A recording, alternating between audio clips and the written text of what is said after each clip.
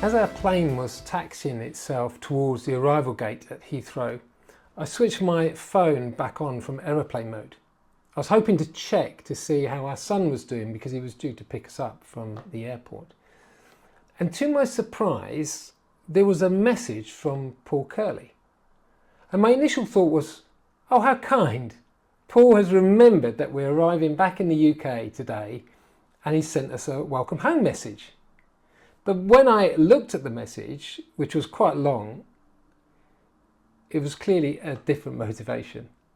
Although he did welcome us back, of course, but he also was telling us the devastating news that Spurgeon College had announced its closure. From everyone involved at SEBA, we want to send all our sympathy and prayers to all those that have been impacted by this decision, particularly for the staff, the students and the governors and all those who were trained at Spurgeon's. The news at a number of different levels is quite devastating and we are deeply saddened by this event. What made the news for me more shocking was that I'd actually spent the last 2.5 weeks of my sabbatical with the New South Wales and ACT Baptists in Sydney, Australia. And one of the areas that had been challenging me particularly was the synergy between their Baptist college, Morling College, and the work and vision of the association. In New South Wales, the college and association share the same vision. They share the same building, and to some extent they share the same staff. They work alongside each other, hand in glove, recognising that they're seeking the same end. I had become more and more convinced that we at SEBA needed to have a much closer relationship with Spurgeon's to deliver excellent training for leadership and ministry in the future at all kinds of different levels. And it seemed to be crystallising for me that this could be the next strategic step as we seek to serve our churches for the future. During my sabbatical, I've met a number of people, I read a number of books, but I also wanted to study a part of Scripture that reflected a sense of entrepreneurism.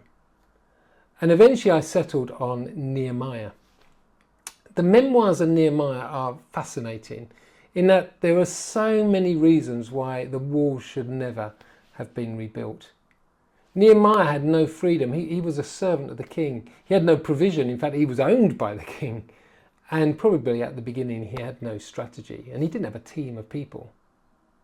And yet his initial response to the news about the wars and the lack of provision for the population that lived there was to lead him to a place of tears, prayer and fasting. And even when he arrives in Jerusalem, the task must have seemed so big and the opposition begins to grow. I wonder what we do when we find ourselves in the place of rubble. We can take the woe is me approach like Nehemiah, we can take a step of faith, believing that the walls can be rebuilt and a new day can be realised under God. One of Nehemiah's favourite phrases is the great and awesome God. He's actually quoting Deuteronomy 7 verse 21 where it says, "Do not be terrified by them, for the Lord your God who is among you is a great and awesome God." Nehemiah uses this phrase in his prayer in chapter 1, but also to encourage the builders in chapter 4, and also in chapter 9 he repeats this phrase. In fact, actually in chapter 9 he repeats the word great. So the actual literal translation is the great, great, awesome God. I feel challenged by Nehemiah when in the midst of rubble and disaster and spiritual opposition, he looks upwards and recognises that God is still great and awesome. The closure of Spurgeon's College is deeply sad.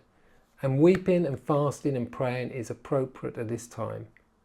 But we should not find ourselves staring at the ground and the rubble beneath our feet, but instead let us turn our eyes to the ascended, resurrected Christ, who is our vision and provision and strength, our great and awesome God, And let us say to God, Lord, how would you like us now to rebuild and bring glory to your name in the days, weeks, months and years that lay ahead?